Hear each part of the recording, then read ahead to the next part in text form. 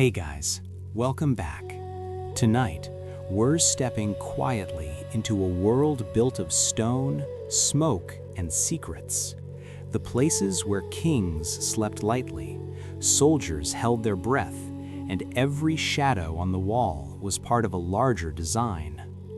Tonight, we slip through the hidden genius of medieval castles, the traps you never noticed, the illusions carved into walls, the doorways built to confuse, the staircases designed to kill, and the clever defenses that turned simple stone into the most brilliant survival machine of the Middle Ages. And because this world is always bigger than one story, we'll also wander into the real Roman feasts behind the myths, sail across the open ocean with Viking navigators who found America without a compass, and end our night inside the shimmering, dangerous heart of the Byzantine court, the original Game of Thrones. So, before you get comfortable, take a gentle moment to like this video and subscribe, but only if these deep sleep history stories help you find peace, sleep better, or simply reflect on our shared journey through time. Now, close your eyes, let your breath fall into a softer rhythm, and let the centuries open around you like a quiet, endless corridor of candlelight. Tonight, before we explore walls, towers, battlements, and every clever mechanism hidden inside a medieval fortress, I want to bring you somewhere quieter, somewhere at the very edge of imagination, where stone remembers the footsteps of 1,000 lives, and where the air carries the scent of cold moss, old battles, and a genius that has slept for centuries. Imagine you are standing at the foot of a hill, the kind that rises slowly from the earth like an ancient spine. Above you, outlined against a sky turning from silver to charcoal, is a castle. Not the romantic kind from fairy tales, but the kind built by hands that expected war, hunger, siege, and storms. This is where our journey begins. The stones beneath your feet feel damp with evening dew. The wind slips through the tall grass, whispering through each blade as though retelling memories that have been held inside these walls for hundreds of years. Take a slow breath. Feel the quiet settling around you. And now, gently, start walking toward the castle.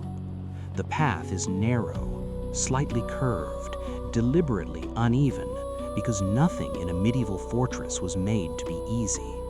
You step forward, and with each movement the castle reveals a little more of its shape.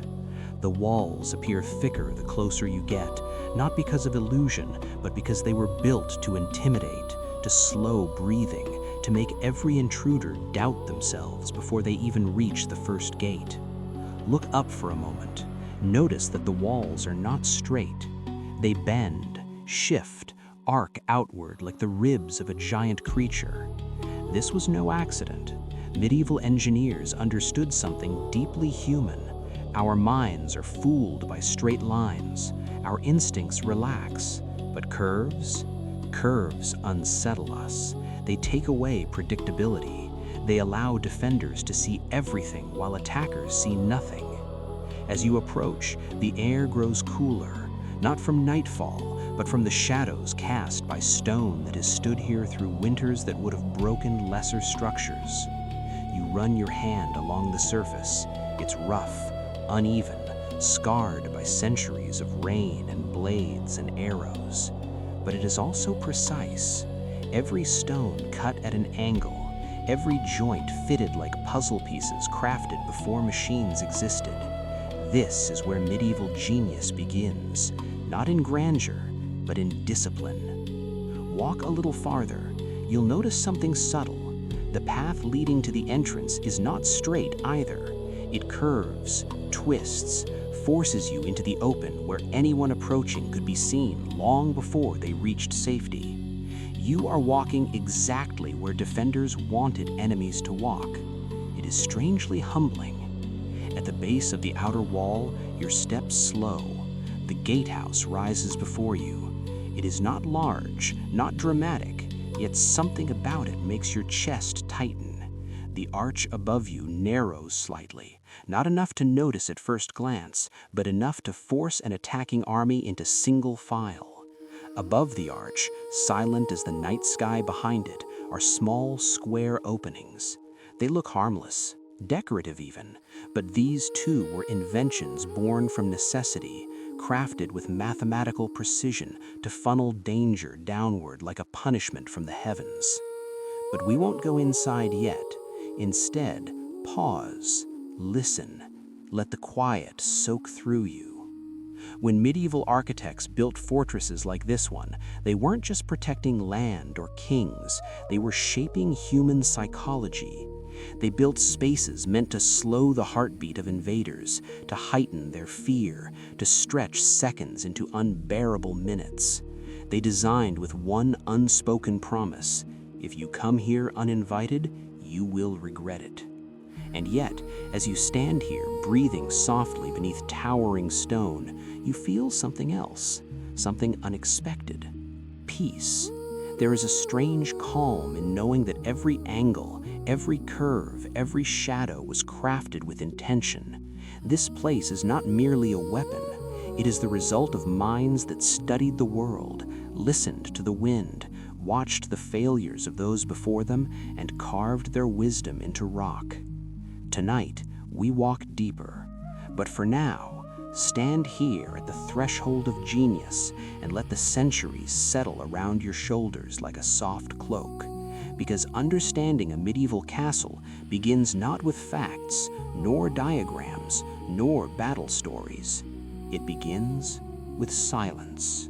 As you remain standing before the gatehouse, something subtle begins to shift. Not in the stone, not in the wind, but in your awareness.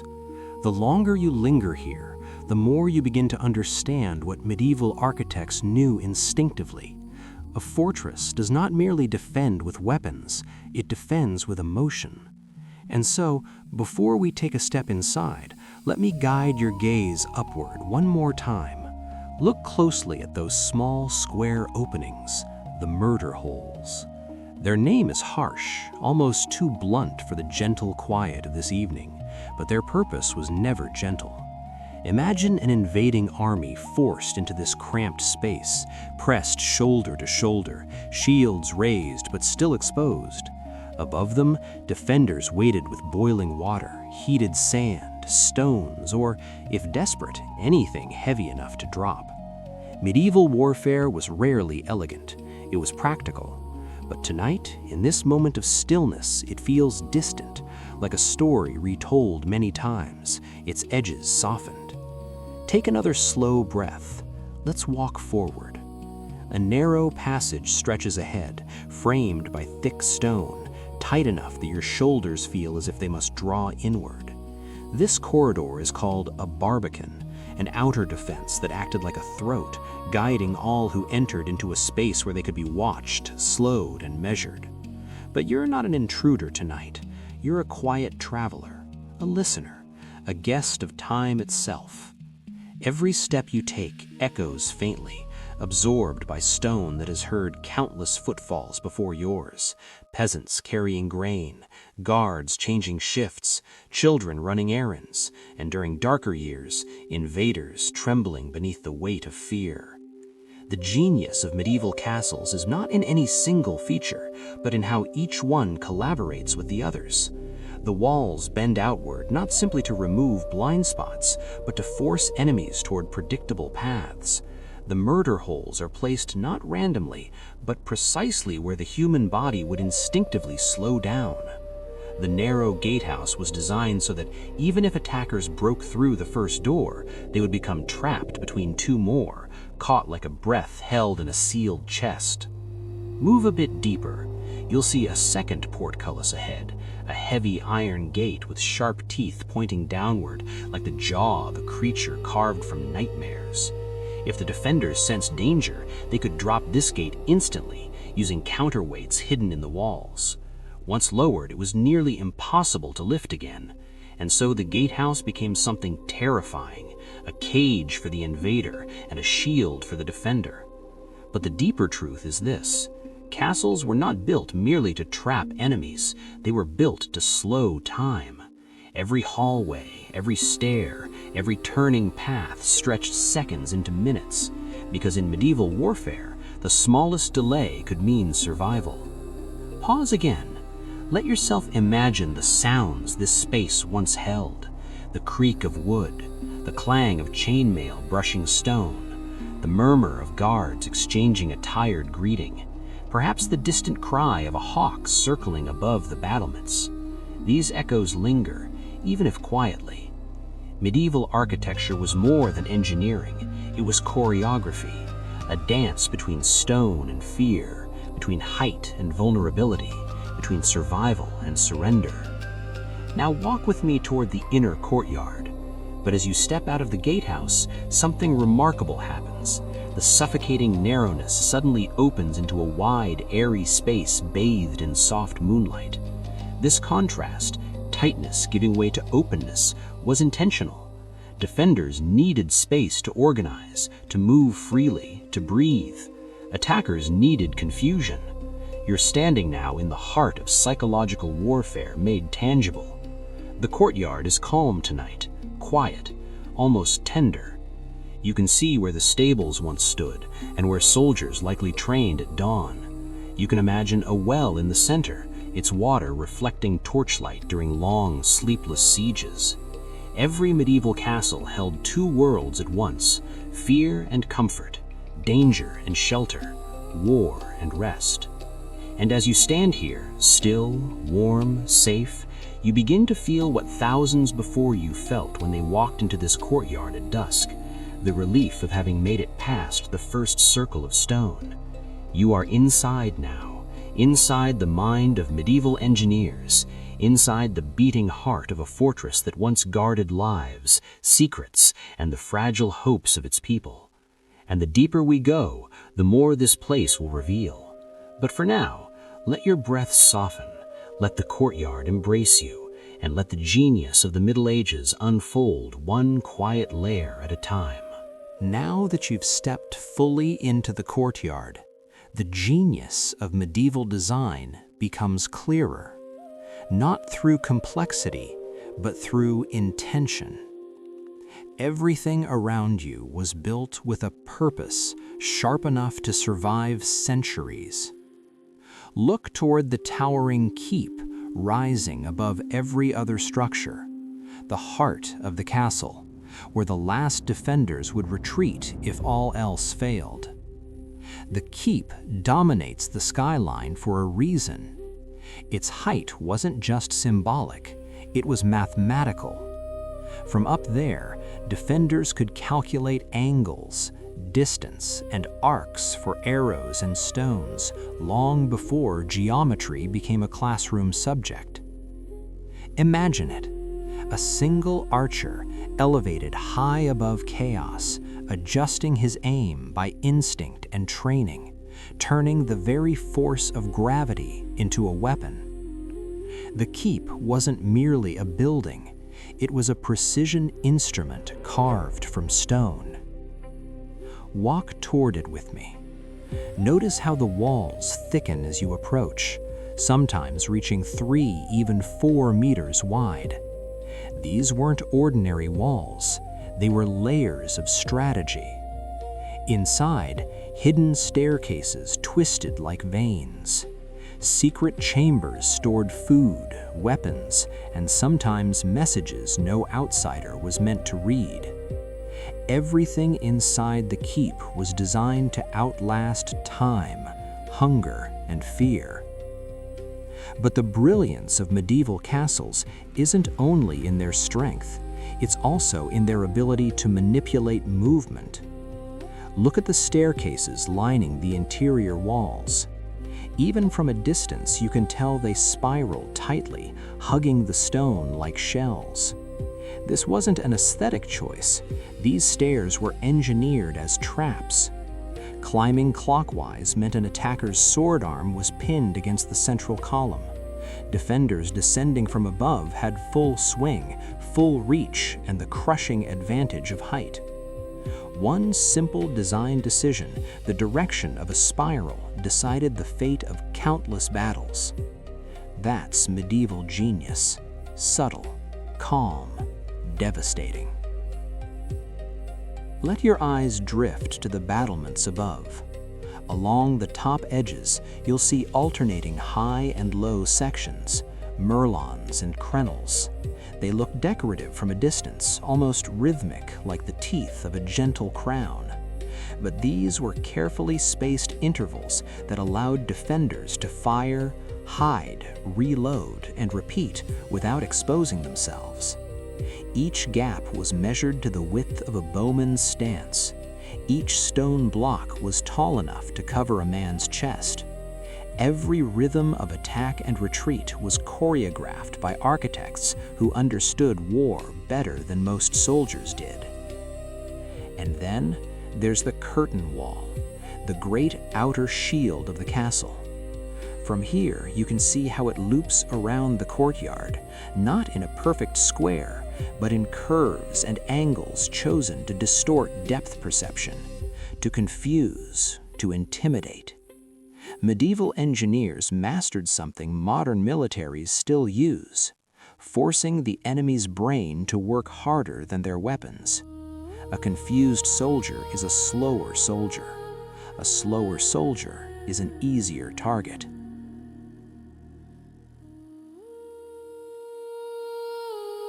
But inside these intimidating designs, life continued with surprising gentleness. Look toward the far edge of the courtyard. You'll see where a small garden once grew.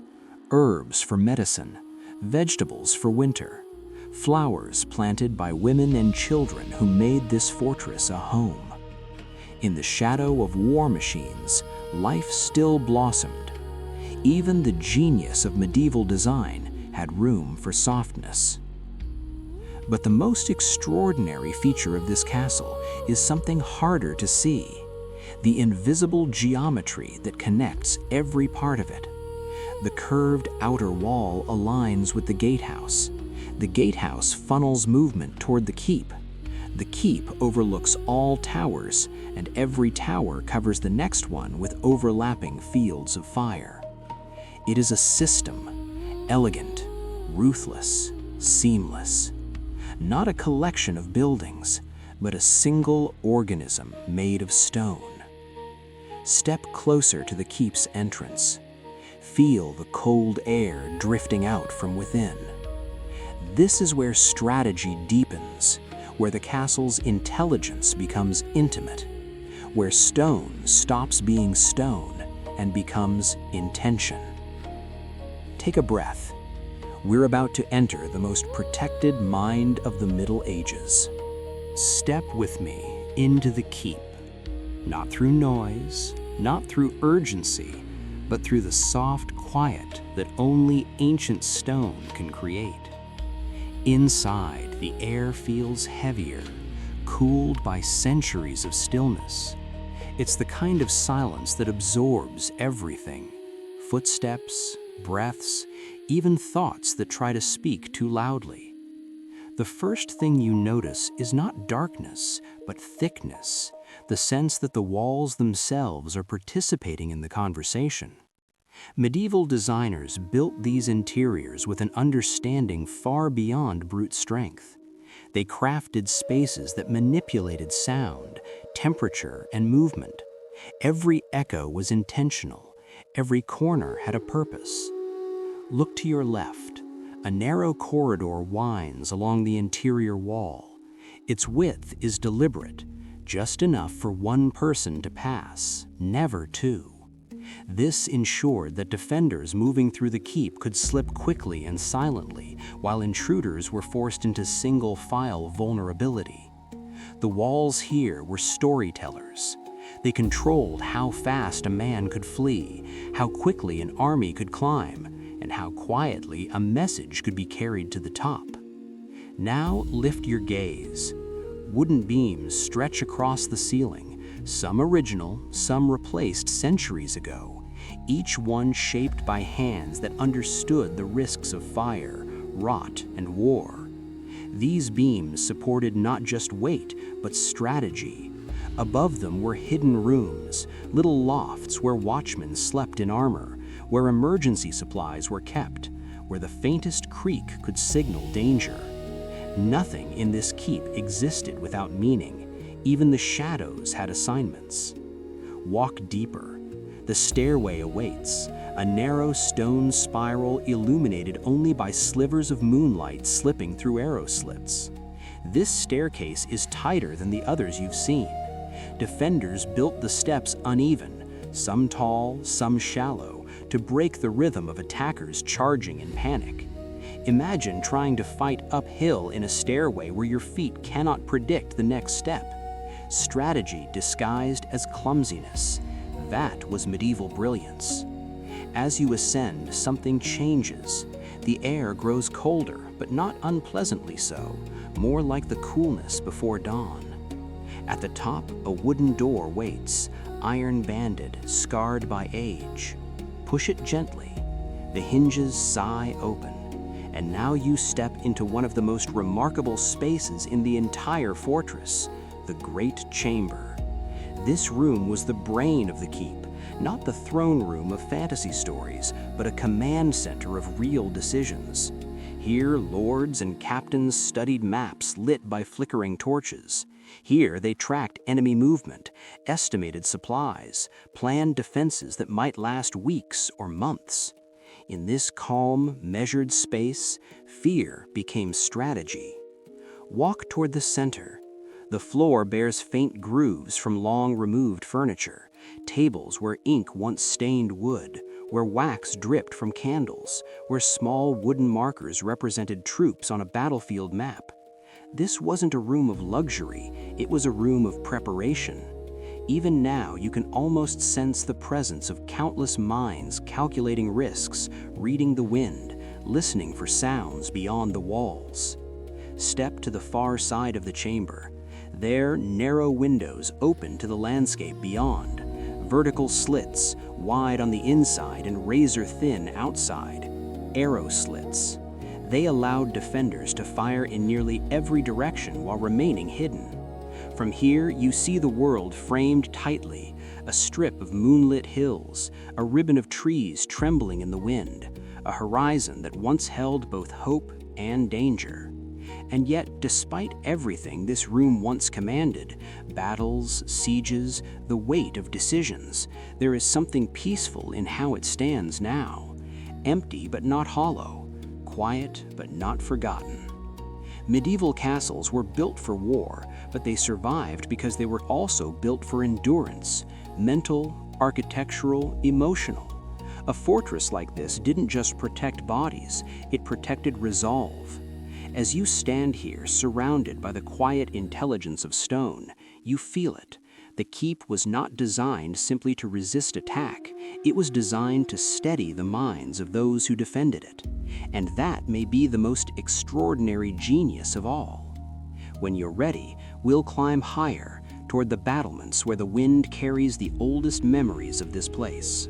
So, follow me upward now, toward the battlements, the highest spine of the castle, where stone meets sky, and where the wind has never stopped carrying the memories of those who once watched the world from here.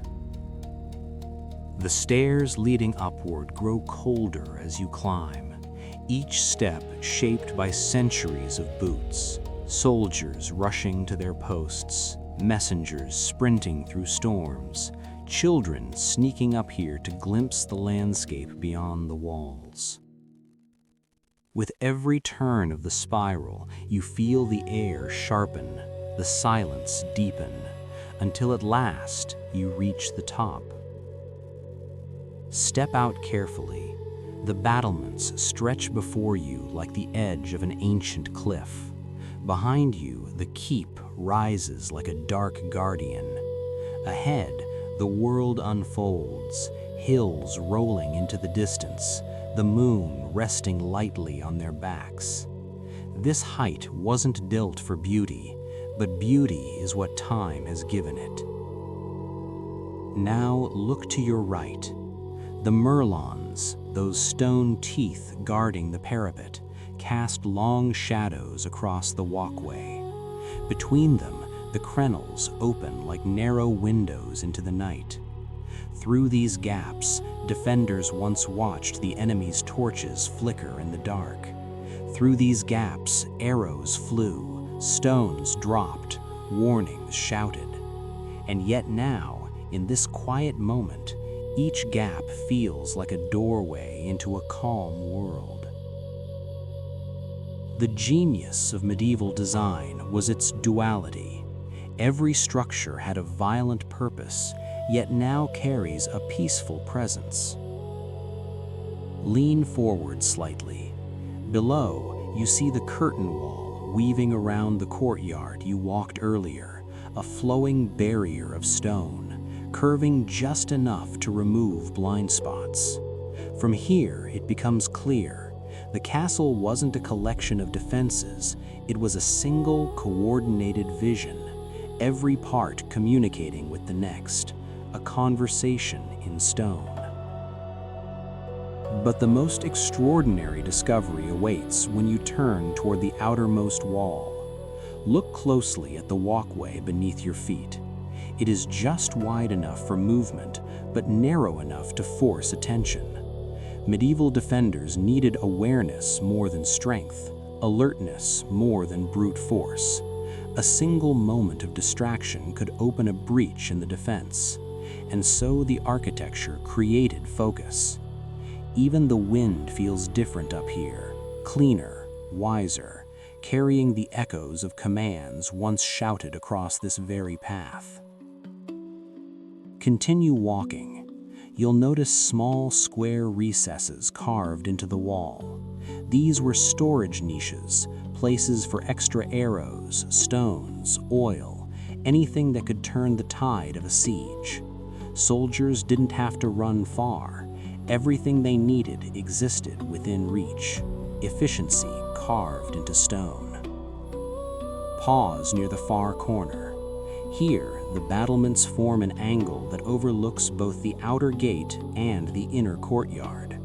This was the most strategic vantage point in the entire castle. From this angle, defenders could oversee every approach, every movement, every shadow.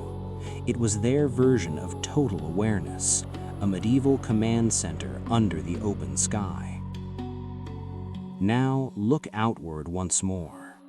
Beyond the castle walls lies the vast quiet of the medieval countryside. No engines, no distant hum of cities, only the deep breath of the earth itself. Imagine standing here centuries ago, the air thick with anticipation during a siege, firelight flickering from enemy camps, hooves of distant cavalry vibrating through the ground, the world below brimming with danger. Yet up here, a strange calm always existed. Height changes everything. It changes fear into perspective. It changes panic into preparation. This was the truth medieval builders understood better than anyone. A fortress doesn't win by brute force alone. Its greatest victory is psychological. The higher you stand, the steadier your thoughts become. And as you breathe in the cold night air, the castle seems to understand your presence.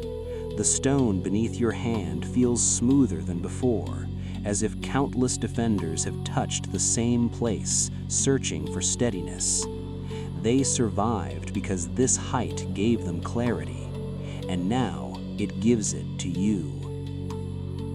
Turn slowly. Take in the keep, the courtyard, the walls, the towers, every piece of the castle linked in a silent chain of purpose. What you see here is not ruin, it's memory, not a relic, but a record, a story carved into stone by hands that understood hardship, danger, and ingenuity. The genius of medieval castles lies not simply in their defenses, but in their ability to endure, through time, through storms, through the vanishing of kingdoms. Even when the people left, the knowledge stayed. Tonight, as you stand on these battlements, you are sharing a vantage point once held by guards who watched the same moon, the same hills, the same quiet breathing of the earth. And maybe that is the most beautiful part of all. In a place built for war, you have found peace. When you're ready, we will descend from the battlements and follow the next thread of history waiting quietly below. Tonight, we leave the cold stone corridors of medieval castles behind and slip quietly into another chapter of human indulgence. One draped not in armor, but in silk, not echoing with the clash of steel, but with laughter, flattery, and the soft pluck of lyres. Roman banquets.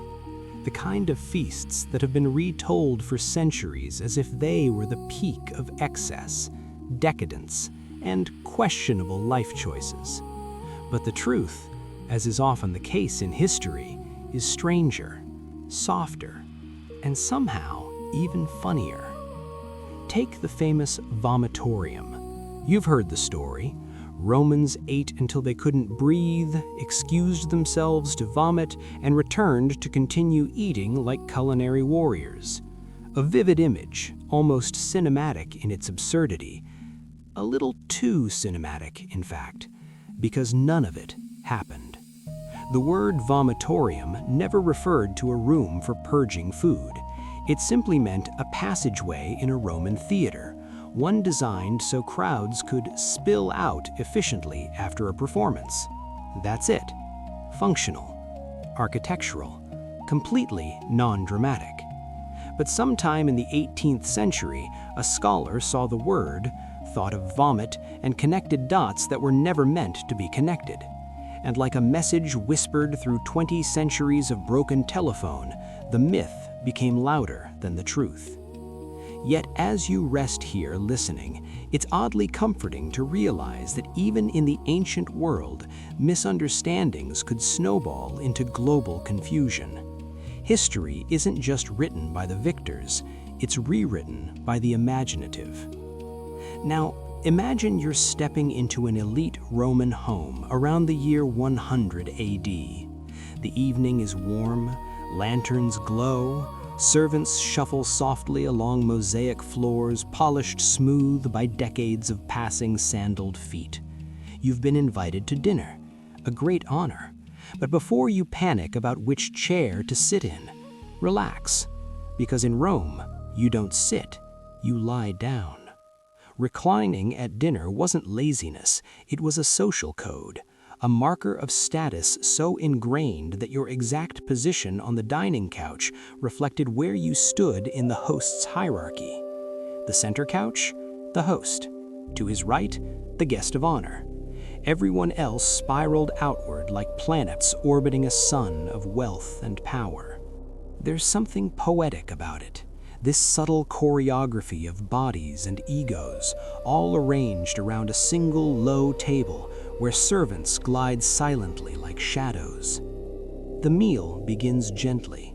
Eggs, olives, herbs soaked in wine. Familiar, comforting, unremarkable. But Rome doesn't stay ordinary for long. Soon arrives the main course, a spectacle disguised as food.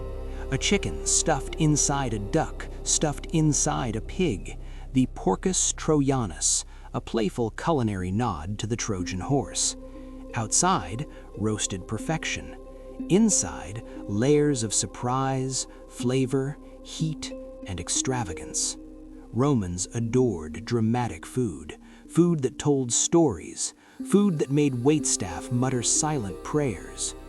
And then there was garum, the infamous fermented fish sauce whose smell could humble even the bravest soldier. Imagine the ocean, left in a jar under the sun for months, multiplied by every unpleasant scent you've ever encountered. That was garum. And the Romans? They poured it on everything. Meat, vegetables, fruit. Yes, fruit. Plums, pears, melons, nothing escaped the drizzle of this salty, pungent elixir. If you ever time traveled to ancient Rome, the first thing you'd notice wouldn't be togas or marble, it would be the smell. An empire united by roads, and by a faint, persistent aroma of fermented fish. Wine flows too, but never pure. To drink undiluted wine was barbaric. Proper Romans mixed their wine with water, honey, herbs, and on festive nights, seawater. Yes, seawater. Slightly briny, deeply questionable, but considered sophisticated. And surrounded by marble statues and gold leaf walls, who would dare disagree? Children danced, poets performed, musicians played soft chords. Wealthy hosts hired animal handlers to entertain guests with monkeys dressed in tiny outfits, or roosters trained to spar dramatically. Sometimes, rumors whisper, even pigs were taught to dance. Not well, of course, but well enough that no one forgot it. And as the night drifts on, the heart of the banquet begins to reveal itself, not in the food, but in the politics. Every seating position, every gift, every toast was a message wrapped in courtesy. A Roman banquet wasn't just dining, it was a theater of power, with each guest performing their role under the warm lamplight. Tonight, we begin walking deeper into this world, one where myth and truth intertwine like vines climbing ancient walls, and where every bite hides a story. Let the lanterns glow a little softer. Let the past breathe gently around you. There is much more to uncover.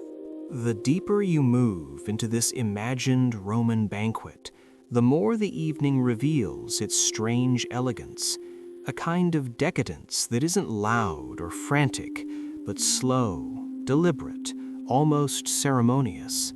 Nothing is rushed here. Not the food, not the conversation, not even the chaos.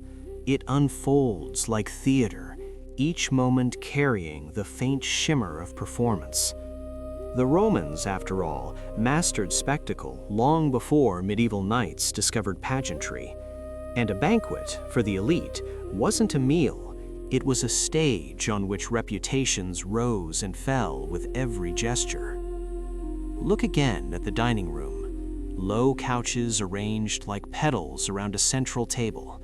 Mosaics underfoot showing myths of gods and monsters, though tonight, the mortals reclining over them will do a fine job of creating myths of their own. The air is warm, perfumed with oil lamps and the faint sweetness of honey wine simmering in bronze vessels nearby. Servants move like drifting shadows, careful never to disturb the illusion of effortless luxury. And yet, beneath that soft glow, lies an undercurrent of tension. Every guest knows they are being watched, not by the gods, but by one another. The food arrives in slow procession. First, gentle flavors meant to coax the palate awake, then dishes so extravagant they border on satire. A whole roasted boar with fruit spilling from its mouth. Peacocks adorned with their own feathers, arranged to appear as though frozen mid-display. Pastries shaped like mythical beasts, and somewhere among them, the hosts exchange glances that say, yes, it's absurd, but absurdity is the point. And flowing through it all, like a quiet river running beneath the night, is the ever-present garum, fermented fish sauce, the true perfume of the Roman world. You smell it before you taste it, sharp, salty, unmistakable. A reminder that Rome's empire stretched across seas long before it stretched across continents. To Romans, garum wasn't strange, it was civilization in a jar. A flavor so essential that entire towns existed solely to produce it, their shorelines shimmering with vats that baked under the Mediterranean sun. If you close your eyes now, you might even imagine that faint sound of waves lapping against the pottery, blending with distant laughter. And then there is the wine, not raw, never raw. The Romans believed that pure wine was something only uncultured brutes would drink. True elegance required dilution. Water softened it, honey warmed it, herbs awakened it, seawater complicated it. But in a world where emperors declared themselves gods, who would dare disagree with a splash of ocean in their cup? You raise a chalice, inhale that strange mix of sweetness and salt, and suddenly you understand why Romans rarely drank to get drunk. They drank to belong, to signal that they understood the unwritten rules. Entertainment unfolds around you. A poet dramatically recites verses praising the host's virtue in a tone so exaggerated that even the marble statues seem to roll their eyes. A musician plucks the lyre like someone coaxing secrets from silk. In the corner, two monkeys in miniature tunics reenact what is either a battle or a dance. No one is entirely sure, but the guests laugh anyway, more at the spectacle of wealth than the performance itself. This is where the banquet reveals its deeper design. You begin to notice how every detail reinforces a hierarchy, how proximity to the host is power, how laughter affirms alliances, how each gesture is a subtle message disguised as politeness. A raised cup might signify gratitude or obligation. A small gift at the end of the night might symbolize friendship or debt. Nothing is neutral. Even pleasure is political. Seneca once wrote that he preferred a simple meal alone to a lavish feast surrounded by lyres. And listening to the layered conversations around you, the compliments that bend too neatly, the jokes that strain for approval, you begin to sense what he meant. Rome's banquets weren't just about excess. They were mirrors polished to a shine, reflecting both the beauty and the vanity of the people gathered around the table. But don't let that weight rest too heavily on your mind. You are here not as a participant in Rome's games, but as a quiet observer drifting through time. Let the music soften, let the flicker of lamps steady your breath. The truth behind Roman banquets is richer, stranger, and gentler than the myths, but we've only uncovered the first layers. Tonight, the feast has only begun. Stay a moment longer in this Roman dining room, long enough to let the scene settle, like wine resting in a bronze cup. Because behind the laughter, behind the scent of roasted meat and honeyed wine, there is another layer to this world, a quieter one that whispers something more human than the myths suggest. Observe the guests again. Look past the colorful fabrics, the polished jewelry, the carefully curled hair. What you'll see is not decadence, but choreography. Every tilt of the head, every murmured compliment, every laugh a heartbeat too long is part of an unspoken language the Romans mastered. A glance toward the host to show respect, a raised brow at a rival to demonstrate wit, a brief silence when someone of higher status speaks. Banquets weren't just social events, they were arenas, softer than the Colosseum, but every bit as strategic. And yet, within this game of glances and gestures, small truths emerge. You notice how some guests relax only when they think no one is watching, how others sit a little too straight, as though the weight of ambition presses between their shoulder blades. You see the forced smiles of men hoping for favor, the subtle exhaustion of women who've worn elegance like armor for too many nights. For a moment, the room feels less like a display of wealth and more like a mirror of human longing, our need to belong, to impress, to be seen. The meal continues, growing richer, stranger, more theatrical. Servants enter carrying a platter so large it takes 4 of them to steady it. A whole boar glazed in honey and spices, its skin crackling like warm parchment. Around it, fruit arranged like jewels, figs split open, pomegranates glistening like garnets under the lamplight. Guests lean closer, murmuring admiration that is half awe, half performance. And then comes the dish that always stirs curiosity, the porcus troianus. A pig stuffed with a duck stuffed with a chicken, each layer seasoned differently so that every slice reveals a journey of textures and flavors. It is absurd, ambitious, and undeniably Roman. You watch one guest take a bite with exaggerated delight, while another pretends not to be impressed. The truth is, everyone is impressed, just not everyone wants to admit it. Music swirls around the room again. A musician begins a new melody, soft and meandering, like a river wandering through moonlight. The rhythm calms the room. Even the more competitive guests soften under its lull. At this moment, the banquet becomes something closer to what modern myth imagines, dreamy, decadent, suspended outside of time. You might almost believe you stepped into a painting. But history always brings us back to earth. A servant passes behind you carrying a bowl of garum, its aroma unmistakable. Even in this graceful setting, the sharp scent slices through the sweetness of wine and roasted meats, grounding the room in the reality of ancient life. Rome was grandeur, yes, but it was also fish sauce, sweat, dust, and daily survival. In that bowl of garum, strangely enough, the true Rome reveals itself. Wine continues to flow, but with a quiet rhythm, not a wild one. The Romans rarely drank to forget. Instead, they drank to participate, to align themselves with the host, to show that they understood the rituals that bound this world together. Each diluted cup wasn't about intoxication, it was about identity. A poet steps forward again, his voice rising above the music.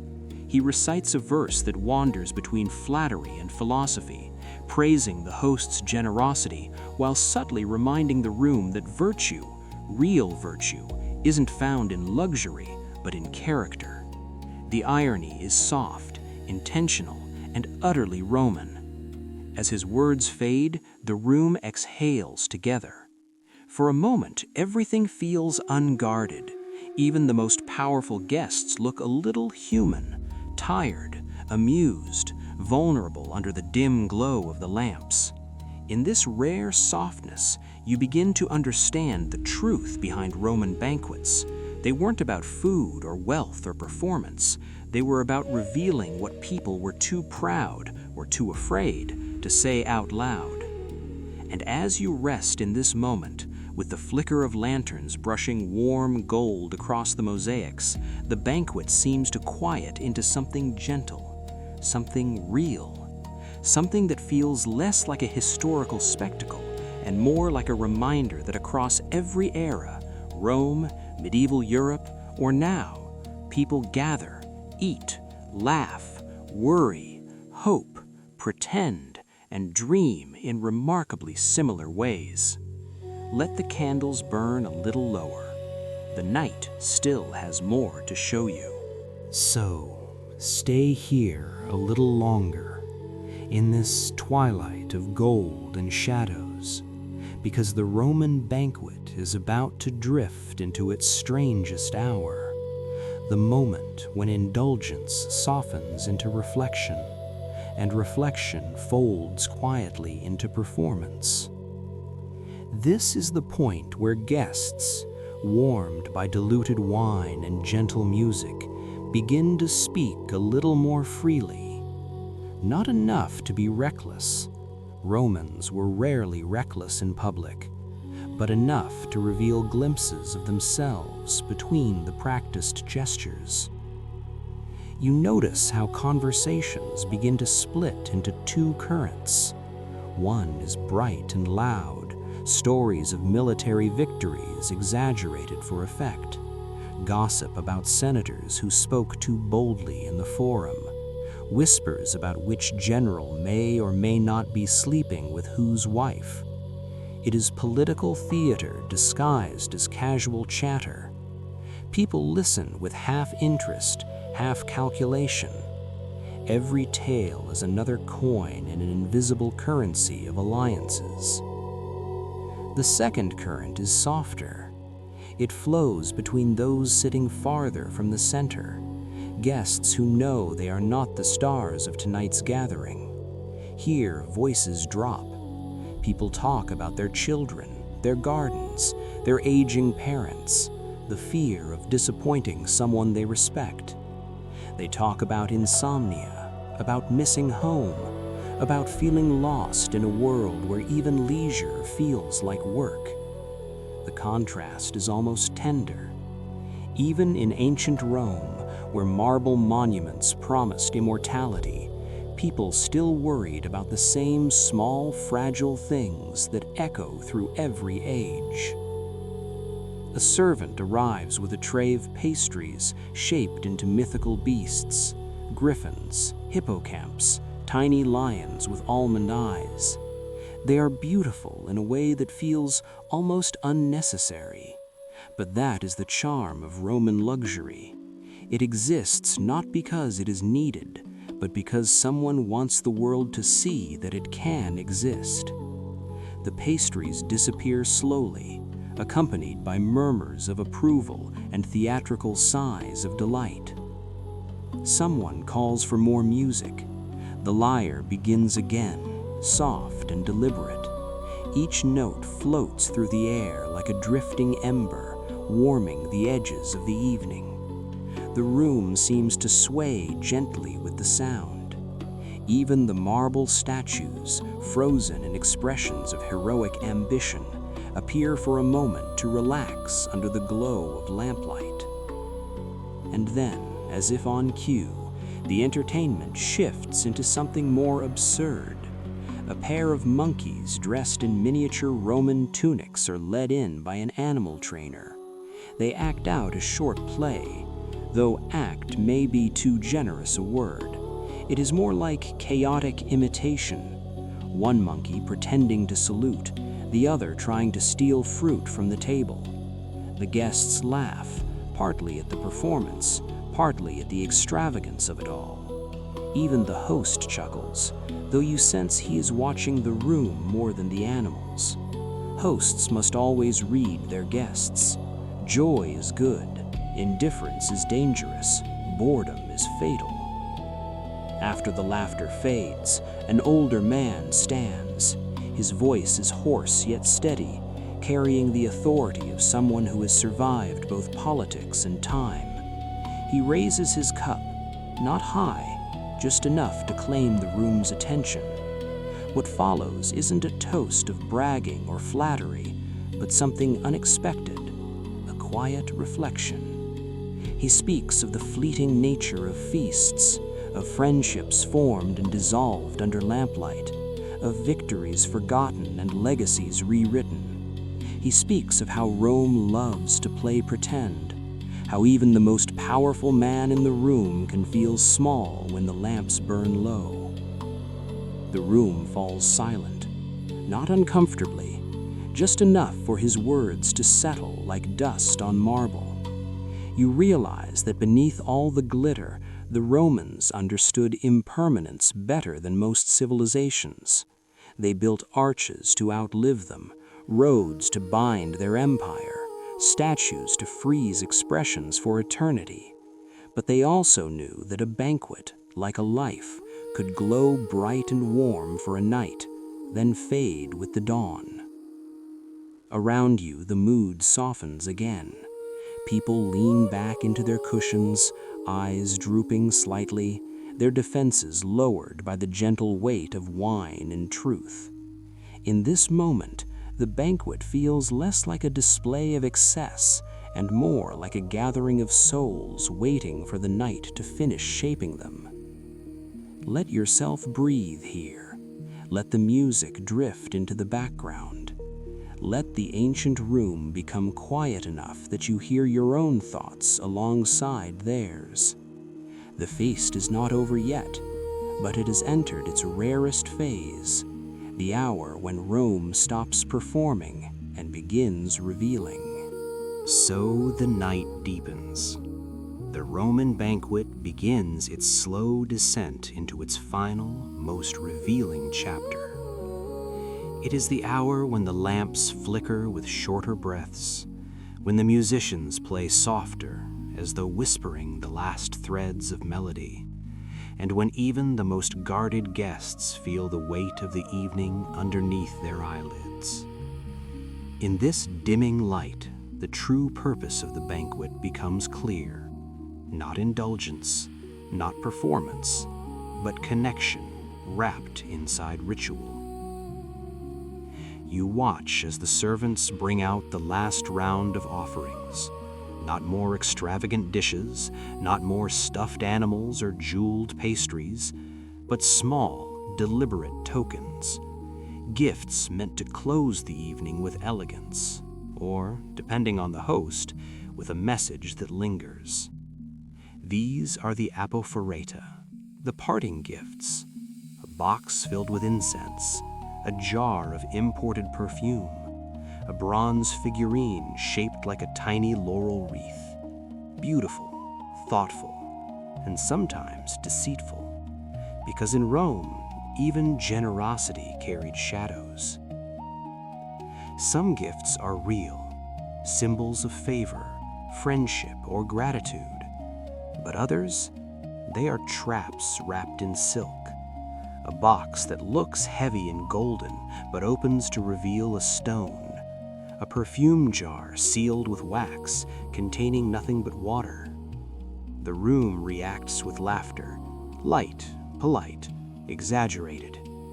Everyone pretends it is a harmless joke, but you sense the tension underneath, the quick glances revealing who feels flattered and who feels slighted.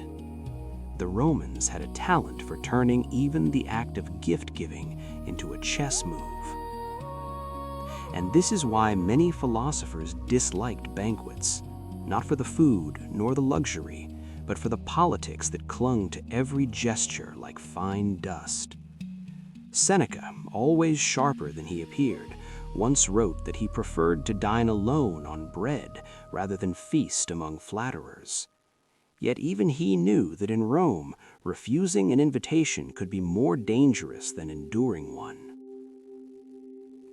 The lamps dim further. Conversations stretch and soften.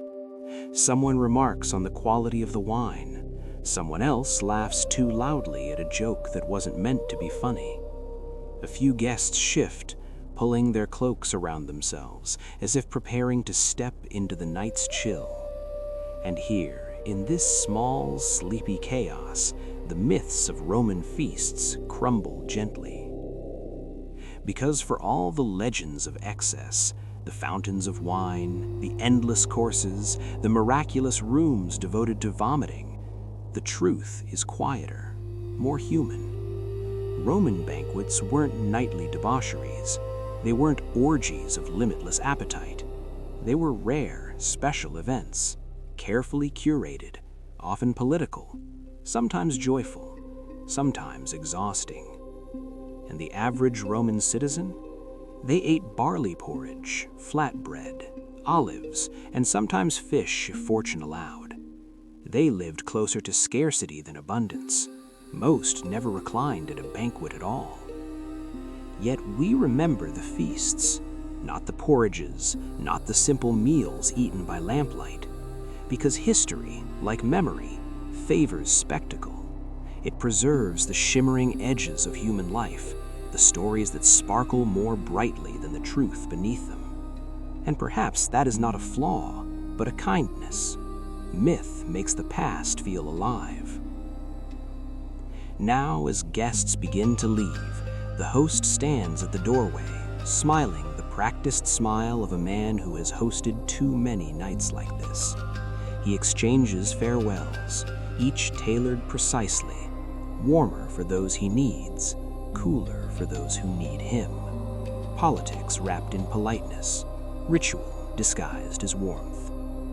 When the last guest steps into the street, a hush settles over the villa. The lamps are extinguished. The air cools. Somewhere in the distance, a dog barks, one of those small sounds echoes that reminds you that beneath every empire, life goes on in ordinary ways. You remain there for a moment, feeling the banquet dissolve into memory. The laughter, the music, the scent of garum, the shimmering mosaics, all fading like the last glow of a candle. And in that fading, the truth stands clear. The Romans were not myths. They were people, complicated, proud, anxious, hopeful. They loved spectacle, but they also sought meaning. They performed strength, but they craved gentleness. They built empires, but they dined like mortals. Let the villa grow quiet. Let the night settle around you like a warm cloak. We leave Rome gently, stepping back across centuries, carrying only what matters, the reminder that behind every legend is a heartbeat, behind every myth, a face, and behind every great feast, a room full of people who were never very different from us. There is a particular softness to the way history whispers when we speak about the Vikings, not the roaring warriors Hollywood crafted, but the quiet navigators who pushed their longships beyond the edges of the known world. If you listen closely, you can almost hear the faint creak of oars in cold water, the hush of wind sliding across a wooden hull, the rhythmic breathing of sailors who believed that the sea, though merciless, could be read like a living manuscript. And so, in the year 1000, 5 centuries before Columbus lifted a sail toward an idea he barely understood, a group of Norse explorers reached the shores of North America. They had no compass, no star charts as we imagine them, no promise that land even existed. Yet they crossed the North Atlantic, a journey most modern sailors wouldn't dare attempt without advanced technology. People often ask, how did they know where they were going? But the better question is, how did they know they could go at all? Part of the answer rests inside an object so small and unassuming that it sounds like myth. A stone held between a sailor's fingers, glowing not with magic, but with a quiet, ancient understanding of light. The Iceland spar, the sunstone. Legends speak of it as though it were enchanted, something that could sense the hidden position of the sun even when the sky turned pale with fog or heavy with storm clouds. For centuries, scholars dismissed the idea. It felt like the kind of exaggeration sagas often wrapped around their heroes. But then, as history so often does, truth slipped unexpectedly into the present when a shipwreck off the coast of England revealed a crystal identical to the one described in Viking tales, a piece of calcite, clear, cold, deceptively simple. And when scientists rotated it under a cloudy sky, the crystal produced a faint dual refraction, 2 shapes of light, 2 shadows. And when those shadows matched perfectly, the sun's position, though invisible, revealed itself. The Vikings didn't have the vocabulary to explain the physics, but they had experience. And experience, repeated over generations, becomes knowledge far older than theory. Imagine a sailor holding that stone while the world around him dissolves into mist. Imagine the sense of steadiness that comes from knowing that even when visibility disappears, the path forward does not. Yet the sunstone was only one of their tools. The sea itself was another, complex, shifting, almost alive. Viking sailors learned the vocabulary of waves the way poets learn the vocabulary of emotion, by living inside it. They felt how waves changed texture near land, how swells broke differently when underwater ridges were close, how the rhythm of the sea carried invisible stories about wind, currents, and distance. They heard things we no longer hear. They trusted things we no longer trust. A Viking child could sit in a longship and by sensing the tilt of the hull, tell whether they were near Iceland or still trapped in the open cold of the northern sea. It is said that some sailors could even feel the shape of unseen coastlines through subtle differences in how water pushed against the wood.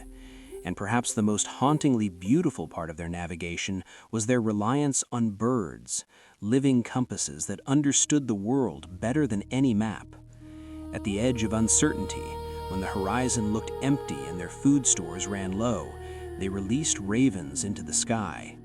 Watching the direction of the bird was like listening to a verdict delivered by nature itself. If the raven returned, there was only ocean. If it didn't, land was waiting somewhere ahead. It is a strangely poetic image, hope rising on black wings, disappearing into pale northern light. And through these methods, sun, waves, birds, memory, they found a new world. They did not know its name. They did not claim it as destiny. They simply arrived, built temporary shelters, listened to the wind of a place untouched by Norse footsteps, and then left when survival whispered that leaving was wiser than staying.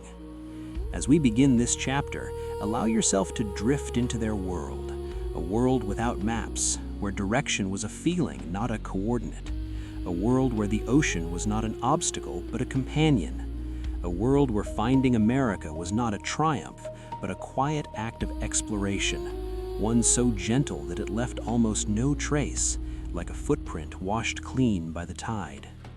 Tonight, as you lie in the soft dimness of your room, let that gentleness wrap around you. Let the thought settle that even in the most uncertain journeys, there are always signs, small, delicate, almost invisible, that guide us forward, just as they guided those long ships across the cold, breathing Atlantic 1,000 years ago. When we follow the Vikings deeper into the open sea, something begins to shift, not around them, but within us. The more we imagine their world, the more we realize how different their understanding of direction truly was. They were not navigating from point to point like travelers with fixed destinations.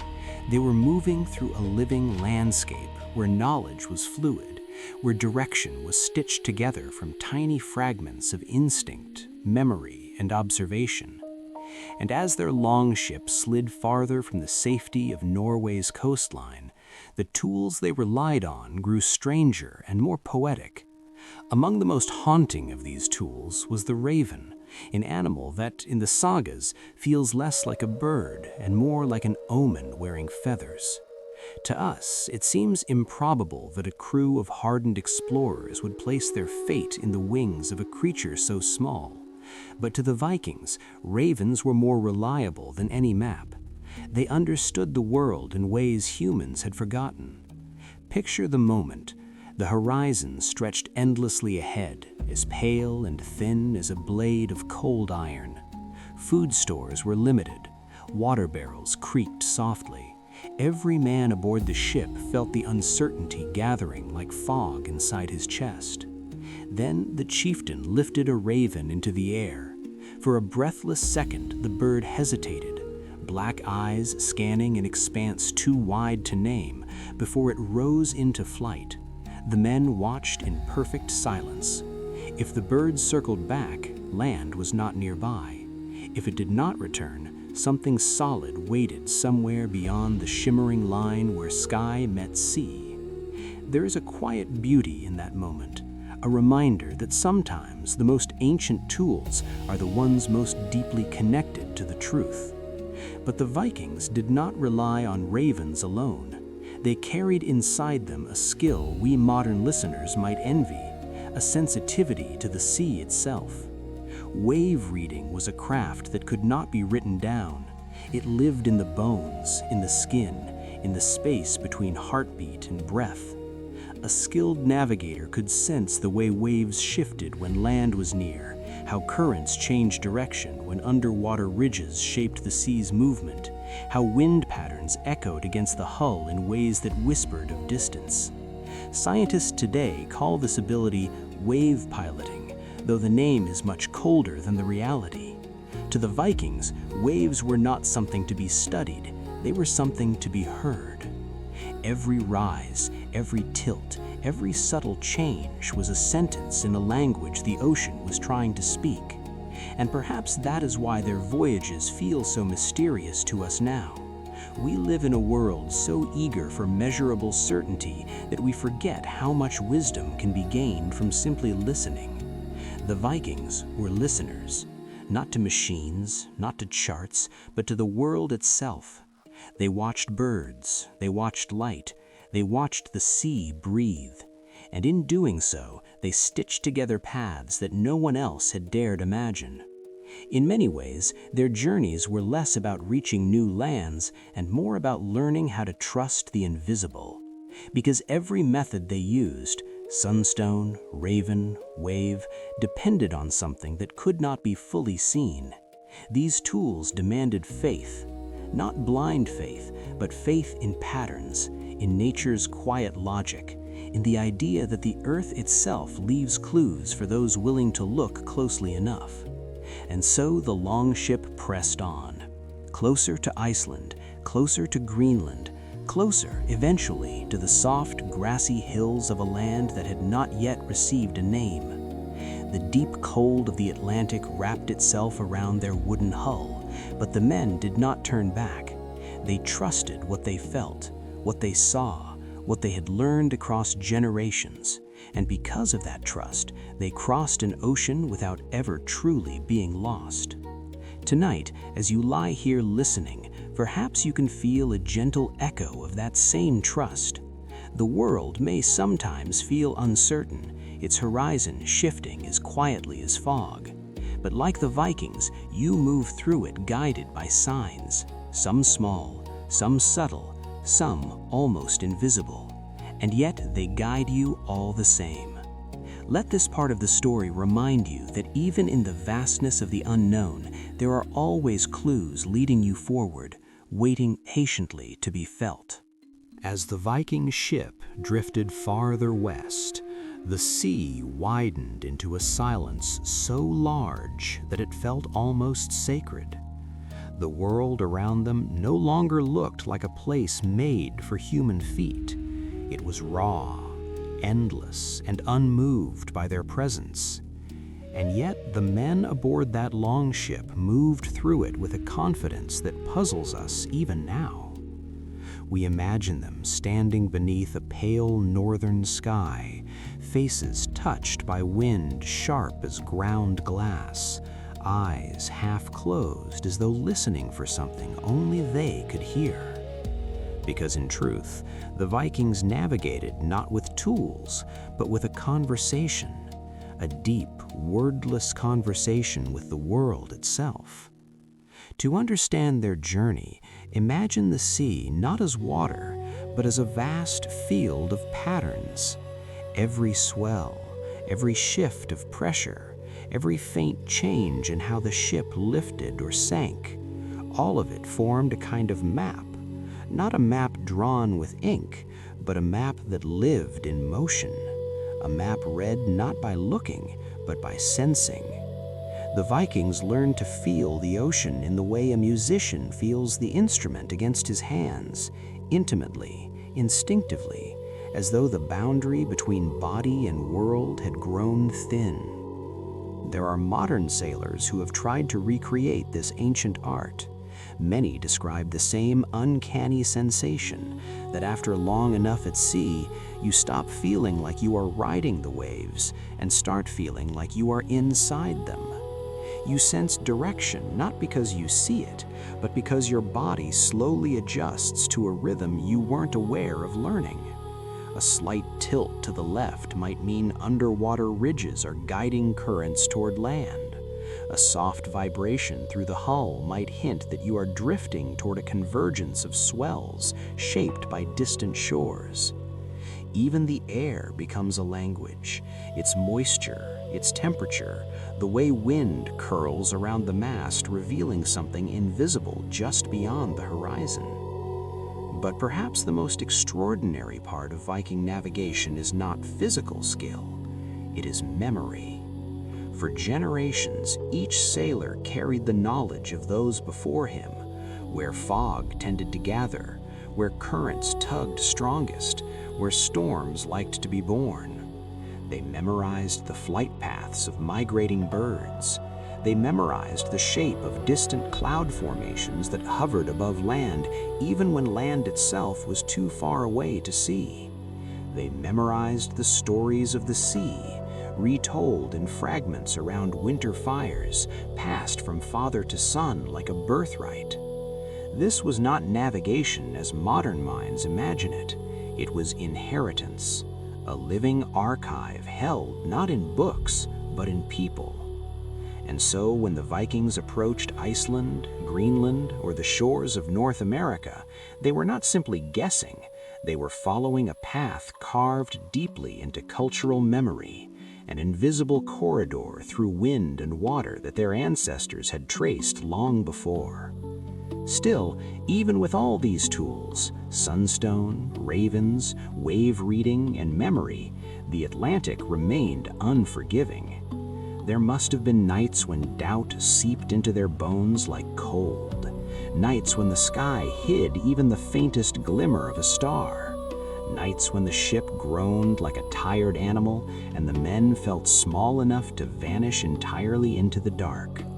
And yet they continued, perhaps because turning back felt more frightening than pressing forward, or perhaps because curiosity, in its quiet way, can be stronger than fear. Or maybe because the Vikings, as fierce as history paints them, understood a truth few people grasp, that some of the most important journeys in life are taken without knowing exactly where they will lead. Tonight, as you listen to this story, try to imagine standing on the deck of that ship. The air is cold, but it carries a strange comfort. The horizon is empty, but not hopeless. You cannot see the destination, but something deeper than sight guides you toward it. And in the rhythmic rise and fall of the sea, you begin to understand something essential. Direction is not always a place. Sometimes direction is a feeling. And sometimes losing sight of land is the only way to find a new one. Let this thought settle gently like mist drifting across still water. You do not need a map for every step of your journey. You only need to listen to the world, to yourself, to the subtle currents pushing you forward. The Vikings listened, and because of that listening, they found a world no one else knew existed. So there comes a moment in every long journey when the world stops offering clarity. When the sky turns into a uniform sheet of gray, neither dark nor bright. When the sea loses its color and becomes the same dull silver as the horizon. When even the wind sounds muted, as if the world around you is holding its breath. For the Vikings crossing the North Atlantic, this moment wasn't rare, it was constant, a kind of quiet trial set by nature. Imagine the deck under your feet, cold, damp, whispering under the weight of shifting waves. The men around you have stopped speaking. Even the ravens remain still, sensing there is no land to guide them. The sky offers no sun to reflect, no break in the clouds to reveal direction. Everything looks the same, above, below, ahead, behind. A world without edges. And yet, this was often the moment the Vikings trusted most, not because it was comfortable, but because it demanded listening in its purest form. When the world turns gray, small clues suddenly grow loud. The sea is never truly still. Even when the surface seems calm, currents move beneath it like muscles flexing under skin. A Viking standing at the bow could sense these subtle movements long before modern instruments existed. A shift in how the ship drifted sideways, a slight delay in how it rose with an approaching swell, a low hum traveling through the wood, almost like a heartbeat not belonging to the crew. Then there was the wind, not strong enough to fill a sail, not soft enough to disappear, but carrying hints, saltier as though brushing past unseen cliffs, warmer as though traveling from land warmed by morning light, or carrying the faint scent of birds, moss, or cold stone. Not scents you or I would notice today, living lives far from the sea, but scents men of the north recognized as easily as their own hearth smoke. Even the birds acted as quiet compasses. A lone gull glimpsed in the distance was not just a bird, it was a boundary marker, a sign that land, somewhere ahead or behind, was closer than the empty horizon suggested. The Viking way of thinking was simple but profound. If something exists here that shouldn't exist in the open sea, then the world is trying to tell us something. And they listened. Modern sailors often talk about sailing into fog as entering a different dimension. Time stretches, sound travels strangely, orientation disappears. But for a Viking crew, this liminal space, the gray world between sea and sky, was a chance to test their own calm, a chance to remember that fear grows loudest when the world grows quiet, a chance to practice trust. Trust not in luck, not in gods, but in the skills passed down through countless winters, in the patience to feel instead of force, in the humility to let the world speak first. Because deep down, they understood a truth only long journeys can teach. When you can't rely on what you see, you learn to rely on who you are. Through this gray silence, the ship continued forward. Not quickly, not dramatically, just steadily. The kind of steady that saves lives, the kind of steady that feels almost like a prayer. And slowly, almost imperceptibly, the signs multiplied. The rhythm of the waves changed, shorter, as though bouncing off land long before the land itself became visible. The wind carried a sharper bite, cloud shapes thickened in a single direction, and then the smallest miracle, birds circling in patterns that made no sense in the emptiness of open water. Something was out there, not yet visible, not yet certain, but present. In that moment, you understand why the Vikings crossed oceans others feared. They did not need the world to be clear. They only needed it to whisper. And when the whisper came, they followed. Tonight, let that idea sit softly within you. You do not need to see your destination to move toward it. Sometimes the smallest signs are enough. Sometimes a change in the wind is all the direction you need. And sometimes the path reveals itself only after you've had the courage to walk into the gray.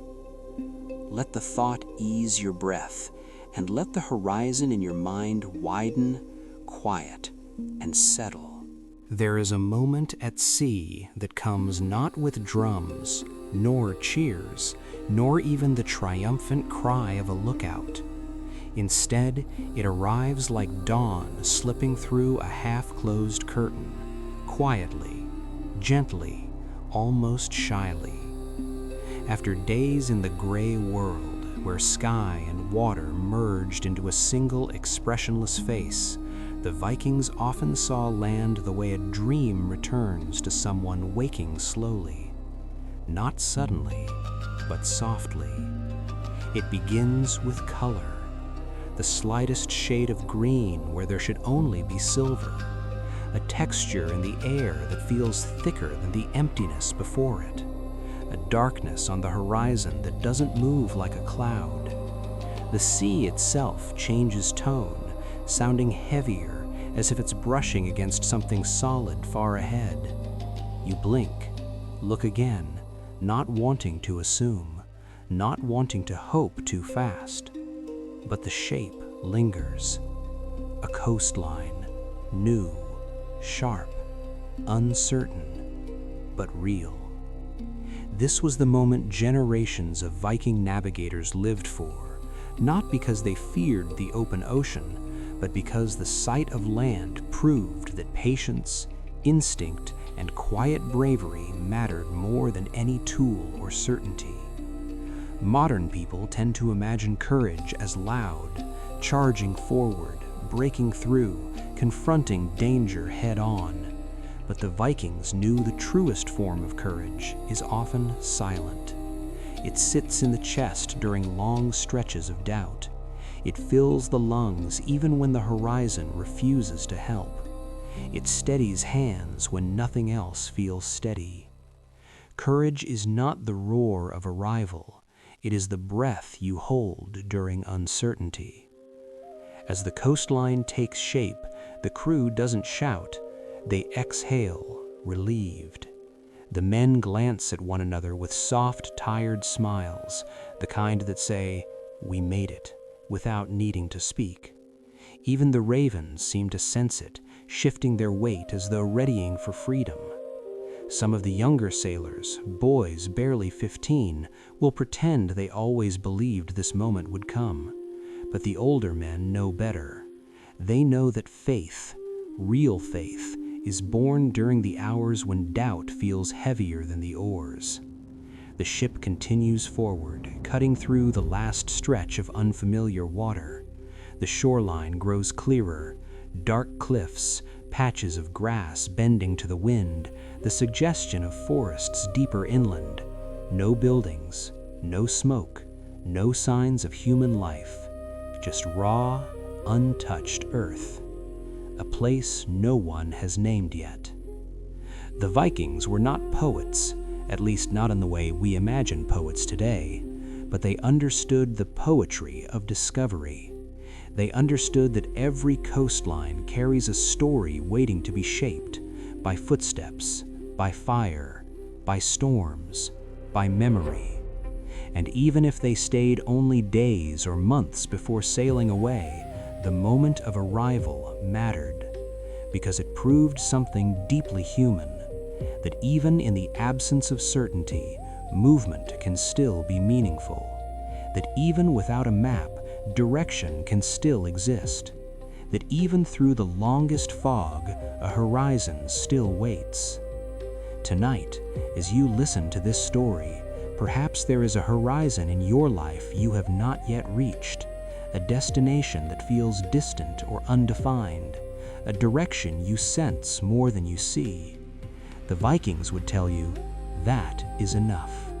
Let the whisper guide you. Keep the oars steady. Trust that the world reveals itself slowly, generously, in its own time. As the Viking ship approaches the shore, the waves soften. The keel scrapes lightly against sand. Boots hit the earth, ravens rise into the air, and for just a heartbeat, everything becomes still. Not the stillness of fear, not the stillness of doubt, but the stillness of arrival, the quiet confirmation that the long gray stretch behind you had meaning all along. Let that stillness rest with you now, settling over your thoughts like fog lifting from the sea, reminding you that every horizon, even the faintest one, eventually becomes clear if you sail toward it long enough. There's a softness to the night that settles over Constantinople in a way that feels almost intentional, as if the city itself were drawing a silk curtain across its own mysteries. The walls glow faintly with the last traces of lamplight, and the domes shimmer like quiet moons suspended above the sea. Yet beneath all that beauty, beneath the marble floors and the scent of warmed olive oil drifting through carved wooden screens, something else breathes, something older, quieter, and far more dangerous than any army waiting outside the gates. For 1,000 years, this city balanced between continents and beliefs and empires, but the most decisive battles did not rumble across its fields. They whispered through its corridors. In the dim glow of palace lamps, within chambers where the air hung heavy with incense, power shifted not with swords, but with glances. Footsteps softened into silence before they reached the emperor's presence, because in Byzantium, noise was not strength, silence was. This palace, unlike the stone fortresses of medieval Europe, did not rely on towering battlements or straight walls built to resist the force of siege machines. Its true defenses were ritual and order, patterns so intricate that even the smallest gesture had meaning, and the simplest greeting echoed with centuries of expectation. Here, people bowed exactly so many degrees, held their breath for precisely the right number of moments, and never turned their back as they withdrew. Etiquette was not politeness, it was architecture, an invisible structure more elaborate than any wall, designed to protect a throne constantly under threat from those closest to it. In moving through this structure, drifting like shadows shaped by candlelight, were the eunuchs. They were the quiet custodians of secrets, the ones who carried messages with eyes lowered and steps measured so carefully that even the creak of a sandal strap seemed too loud.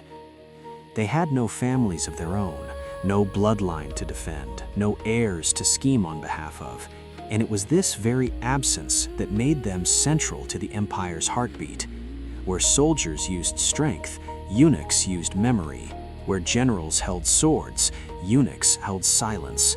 A silence trained over decades, sharpened into intuition, sensitive enough to detect a tremor in a hand lifting a cup of wine or a pause too long during a formal greeting. They did not need authority, they needed only access, because in Byzantium, the most dangerous place was not the battlefield, it was the emperor's bedroom door, the threshold guarded by someone who, paradoxically, possessed no power of his own, yet controlled who entered, who waited, and who lived long enough to speak the next morning. Deep within the palace, past the mosaic floors glowing faintly under the dying light of oil lamps, an emperor would sit, knowing that his throne, though elevated, rested on a foundation he did not fully command. The men who steadied it, who guided the rituals that surrounded him, who whispered counsel into the right ears and withheld it from others, these men moved softly, yet their influence ran deep, like underground water shaping stone without sound. In this world, danger did not arrive with the clang of armor. It drifted in like breath, subtle and slow, carried in the way a curtain stirred when no wind touched it, or in the way a messenger stepped just slightly too close. And so the palace lived in a constant, delicate tension, a space where nothing happened loudly and nothing happened by accident. It is in this quiet, this fragile balance between glittering beauty and invisible threat that our final chapter begins tonight. A chapter where power does not roar, it exhales. Where politics does not strike, it glides beneath the surface. And where the most potent weapon in an empire of gold is not a blade, but the slow, deliberate tilt of a gaze in a room where no one speaks above a whisper. There is a strange stillness that settles over the palace just before dawn, as if the entire world were holding its breath. The oil lamps burn lower, their flames trembling like tired eyelids, and the marble corridors take on the soft bluish tint of a world that has not yet chosen between night and morning. It is in these hours, this quiet seam of time, that Byzantine politics often shifted, not with the rallying cry of armies, but with a whisper behind a lattice screen, a footstep that paused half a second too long, or a single knock at a door that should never have been knocked upon at all. The eunuchs knew this hour well. They moved through it like figures suspended within a dream, soft-footed, patient, almost weightless, carrying with them the peculiar mixture of duty and danger that defined their lives. To the outside world, a eunuch was a man without lineage, a man forever excluded from the typical ambitions of fatherhood and legacy. Yet within these walls, this very absence carved out a unique kind of power. Without sons to elevate or families to protect, they became the perfect vessels for royal secrets, recording, storing, and transmitting them with the precision of a living archive. And as emperors drifted between fear and indulgence, hope and paranoia, it was often these quiet guardians who observed the subtle shifts long before anyone else. Imagine for a moment an emperor sitting alone in his chamber, the golden glow of a single candle illuminating the jade-green tiles beneath his feet. Outside, the city sleeps. Inside, the empire trembles. He knows the rituals, the bows, the words. He knows the faces of those who flatter him in the daylight and the shadows of those who wait for night. But the one thing he cannot know, cannot ever fully trust, is what lies behind the eyes of the man who brings him his wine, or carries his letters, or stands guard outside his bedchamber. Not because that man is unfaithful, but because he knows everything. In Byzantium, knowledge was sharper than steel, and the palace lived in a delicate balance between those who possessed power and those who possessed information. So it is here, drifting through this twilight hour, that ritual began its silent performance. Because to understand Byzantine power, one must understand ritual, the way it wrapped itself around every gesture, turning each step into choreography and each movement into meaning. A visitor from another land might enter the palace expecting conversation or diplomacy, but instead he would step into what felt like a grand, slow-moving illusion. Antechambers flooded with perfumed air, attendants moving like wind across silk, mosaics glowing as if lit from within. And at the center of it all, the throne. But not a still throne, never still. In some periods, the mechanical brilliance of Byzantine artisans created wonders so strange and shimmering that Western visitors later wrote about them with equal parts awe and disbelief. The throne that rose as though breathing, the golden lions that shook their heads and emitted low growls from hidden bellows, the tree of hammered gold whose metal birds sang when the emperor approached. No swords were needed when a throne could behave like a living creature. To a foreign ambassador confronted with these creations, the message was unmistakable. This is not merely an emperor. This is a man whose presence bends the world itself. And for that brief moment, before explanations and negotiations and requests, the visitor felt smaller, softer, and profoundly aware that he did not belong here. But the Byzantines did not wield this spectacle for cruelty. They wielded it for survival. In a world of shifting borders, rival empires, and relentless conflict, they understood that perception could be as powerful as an army. A display of impossible splendor could stop a war before it began. A whisper could choose the next emperor. A ceremony could crush a rebellion without spilling a single drop of blood. And so the palace glowed in the pre-dawn darkness, its rituals unfolding with gentle, deliberate clarity, as if the entire structure were breathing in sync with the empire's fragile heartbeat. The walls, the mosaics, the quiet footsteps, they all belonged to a world where silence was the language of power. And in this silence, the seeds of revolution, loyalty, fear, and devotion took root long before anyone dared speak their names. So, if you wander deeper into the heart of the great palace, past the shadowed porticos and the glimmering mosaics that depict worlds both real and imagined, you eventually find yourself at the doorstep of something far stranger than gold or ritual: the architecture of fear. It wasn't built of stone, it was built of memory. In Byzantium, no throne was safe, no crown secure, no ruler untouchable. Not because the empire was weak, but because its people understood the one truth that keeps an empire alive for 1,000 years. Power is never still. It shifts like mist, like breath on cold glass, like a candle flame stirred by an unseen draft. The Byzantines didn't just adapt to this truth, they turned it into an art form. And nothing shows this art more clearly than the way an emperor could be removed, quietly, legally, and with a precision that felt almost surgical. Killing a ruler was crude, inelegant, and dangerous, but unmaking him, that was something else entirely. Imagine again that pre-dawn hour, when the palace corridors are tinted blue and the air smells faintly of olive oil and the sea.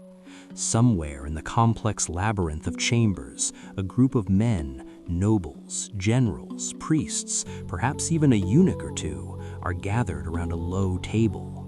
Their voices are soft, flat, the way people speak when they know walls can listen. They review not strategies, but options, not rebellion, but procedure. Because in the Byzantine worldview, an emperor was not overthrown, he was rendered unfit. And so began the ritual of removal, a ritual that historians still whisper about with a mixture of horror and fascination. To rule Byzantium, an emperor had to be physically whole. Not perfect, not powerful, just whole. The reasoning was ancient. A ruler's body reflected the body of the empire. A missing sense, a missing limb, even a missing feature meant he was symbolically incomplete and therefore unworthy of command. This belief created one of the most chilling paradoxes in political history. You could overthrow the emperor without killing him. All you needed to do was take away a piece of him, a pair of eyes, a tongue, a nose, a single night's work that rewrote the destiny of an empire. And so, when the moment came, quietly, inevitably, it rarely looked like a coup. There was no charge through the gates, no clash of swords in the throne room. Instead, a handful of loyal guards might escort the emperor down a hallway he had walked 100 times. A priest might offer a blessing, solemn and sympathetic. A eunuch might stand by, silent, expressionless, having seen this exact scene play out more times than he could count. And then, with the merciless efficiency of a tradition that no one truly questioned, the emperor was unmade, not killed, not erased, simply altered. And with that alteration, everything shifted. The palace doors opened differently. The corridors felt colder. The city, upon hearing the news, might sigh with relief or tremble with uncertainty. And somewhere, already, whispers began again, soft as fabric brushing stone, about who would rule next. Yet for all its brutality, this method kept the empire alive. By avoiding execution, the Byzantines avoided martyrdom. By following ritual, they avoided chaos. And by ensuring that every transition fit within the strange, intricate rules of their political universe, they prevented the kind of civil wars that shattered other empires long before their 1,000-year mark. But perhaps the most haunting part of all is what came next, because when an emperor was removed, he was almost always sent to a monastery. Picture him, once robed in silk and crowned with gold, now moving through the quiet stone halls of some distant abbey. His footsteps echo softly. His world is smaller, simpler, stripped of ambition, yet heavy with memory. He lights candles instead of signing decrees. He listens to the wind instead of envoys. And through it all, he knows something that no monk around him can fully grasp. He once held the beating heart of an empire between his hands. That knowledge never leaves, and in the silent hours between prayer and sleep, it glows like an ember deep inside him, the last relic of a life that changed the world with every whispered command. This too was part of Byzantium's genius. They turned fallen rulers into symbols of humility rather than revolt, into monks instead of martyrs, into memories instead of threats. And so the empire endured, quietly, relentlessly, defiantly, beyond reason and beyond expectation, because in Byzantium, survival was not luck, it was craft. So listen closely to the whispers of the Byzantine palace, past the marble courtyards and the echo of sandals on polished stone. You will eventually drift into one of the most unsettling stories of all, the tale of Empress Zoe. Not because she was cruel, not because she was powerful, but because her life reveals a truth about Byzantium that history textbooks rarely capture. the quiet, unstoppable hunger of a world where marriage, love, betrayal, and power were all braided together into a single shimmering thread. Zoe came into the world already marked by destiny. Born into the ancient Macedonian dynasty, she was raised inside the palace like a rare artifact, unseen by the public, tended by servants who whispered about her beauty and her temper as though they were describing changing weather. She was not allowed to choose her own life, but she learned very early that she could shape the lives of others. When she was finally married off to Emperor Romanos III, the match was less romantic than it was political theater. Two symbols placed beside each other to reassure an empire that the line of succession was safe. But the palace is a strange place. It amplifies everything: jealousy, hope, resentment, temptation. And somewhere between the marble baths and the flickering lamps, Zoe found herself drifting further from her husband and closer to a man who was not supposed to matter at all. What came next depends on which historian you trust. Some say Romanos slipped in the bath and drowned. Some say he was strangled. Some whisper that poison touched his lips before the water ever did. But everyone agrees on two things. His death was sudden, and Zoe moved with astonishing speed. Within 3 days, her lover was crowned emperor. Not through rebellion, not through violence, through marriage, through the soft, precise machinery of palace tradition. In Byzantium, love was never merely love. Marriage was never merely marriage. Both were levers, silent, graceful, dangerous. But Zoe's new husband soon discovered something his predecessor had known too well. Sharing a throne with Zoe did not mean controlling it. The sources describe her as impulsive yet calculating, emotional yet unyielding, a paradox wrapped in silk and incense. Some nights she wandered the palace gardens until dawn, speaking to astrologers and priests. Other nights she sat alone, staring into bowls of water as though waiting for the future to rise to the surface. When her second emperor husband fell ill, rumors bloomed like mold on damp stone. Illness? Poison? Divine punishment? At Byzantium's heart, truth was always a negotiation. And so Zoe married again, and again the crown shifted. Not because soldiers stormed the palace, not because the Senate demanded change, but because Zoe decided who would share her bed and therefore her throne. She didn't tear down systems, she didn't overthrow armies, she simply moved through the palace with the grace of a woman who understood the one secret every Byzantine ruler eventually learned. Power comes not from strength, but from momentum. You must not hold it, you must ride it. You must let it flow through you the way the Bosphorus lets ships glide from one world to the next.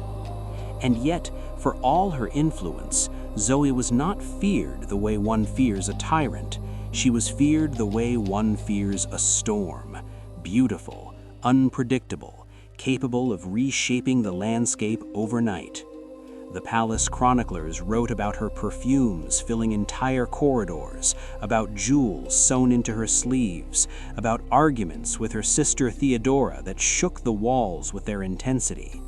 But beneath all the color and drama was a woman who had lived her entire life inside a cage made of silk, a cage so soft that one could mistake it for comfort, a cage so beautiful that one could forget it still had bars. The tragedy of Zoe is not that she married multiple emperors. It is that, despite holding the most visible form of power, she was still trapped by the expectations of a world that saw her as a vessel for legitimacy rather than a person of her own making. And yet, somehow, she left a mark deeper than many emperors ever did. She shaped successions, she reshaped alliances, she altered the rhythm of the empire simply by choosing whom to stand beside. Even now, centuries later, her story drifts through the palace ruins like incense, sweet, sharp, impossible to fully grasp. Because in Byzantium, the line between fate and choice was always blurred, and Zoe walked that line with a calm, unsettling grace. If you stand quietly in the remains of the great palace today, you can almost imagine her footsteps, soft, deliberate, echoing through the mosaic halls. And in that echo lives the truth of Byzantine power, not the clash of armies or the roar of crowds, but the soft closing of a chamber door, the whispered vows between two people who rule more by intimacy than decree, and the delicate, dangerous politics of a world where an empress could change the destiny of millions simply by saying yes. If you let your mind drift gently now, you might notice how softly the world of Byzantium begins to fade, like candle smoke dissolving into a darkened hall. Not because its stories are finished, but because even the most intricate histories eventually grow quiet when the night deepens and the listener grows still. And so we arrive at the final breath of this journey, not with a dramatic ending, but with a slow settling of dust across centuries of ambition, survival, and human longing. Byzantium, in all its shimmering contradictions, leaves behind a final impression that lingers like the warmth of extinguished flame.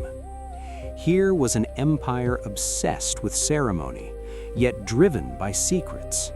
An empire that feared chaos, yet was nourished by it. An empire where the smallest whisper behind a curtain could reshape borders more effectively than an army marching across the plains. And beneath all of this stood people, not symbols, not legends, but men and women who woke each day inside a golden labyrinth they could never fully escape. In this labyrinth, power did not roar, it pulsed quietly. It seeped through tapestries, drifted beneath marble arches, clung to the folds of velvet robes. It changed hands in the space of a sigh, in the tremor of a whispered order, in the soft closing of a chamber door at midnight. And perhaps that is why the stories of Byzantium still enchant us. They reveal something universal, something uncomfortable, that humans rarely shape history through grand gestures. More often, history shifts beneath the weight of quiet decisions: who to trust, who to love, who to fear, who to betray, and when to walk away before the world collapses. Tonight, we have wandered through rooms where emperors vanished without a sound. We have stood in the flicker of palace lamps where eunuchs traded secrets sharper than any sword. We have walked the mosaic corridors where Zoe moved like a silk shadow, rearranging destiny not through force, but through choice. And now, as these images fade, another truth becomes clear. Byzantium was not merely a place, it was a state of mind, one that understood survival as an art form, where endurance mattered more than conquest, and where resilience grew in the cracks left by turmoil. That is why the empire lasted more than 1,000 years, long after empires stronger on paper crumbled into dust. Not because its rulers were wise, not because its armies were mighty, but because the Byzantines, in their strange and restless brilliance, mastered the quiet craft of staying alive. And so, as this chapter closes, the echoes of everything we've traveled through tonight blend into a single, gentle thread. From the cold stone battlements of medieval castles, where every angle was crafted to confuse attackers, to the Roman banquets where myths dissolved into stranger truths, to the longships of the Vikings moving across oceans, guided only by light, birds, and memory, to the golden chambers of Constantinople where power whispered instead of shouted. Each world we visited shared the same beating heart, the heart of human beings trying in their own flawed and astonishing ways to navigate existence, trying to protect what they loved, trying to survive what threatened them, trying to build something that might outlast their fragile bodies. And if you were still awake now, listening in the soft dimness of your room, perhaps you can sense a quiet comfort in that. People have always been like this: brilliant, uncertain, bold, afraid, resilient. And across every century, they have left behind traces that remind us we are part of the same long, unbroken story. But if you have already slipped into sleep, drifting away somewhere between Byzantium and the Vikings, then that is perfectly all right. These stories were never meant to demand your attention. They were meant to accompany you, to soften the night, to cradle your thoughts, to offer a gentle place to rest until morning comes. For now, let the past grow still. Let the empires dim. Let the candles go out one by one. And wherever your mind is wandering, may it travel softly, as though moving through quiet halls where history no longer weighs on your shoulders and only peace remains.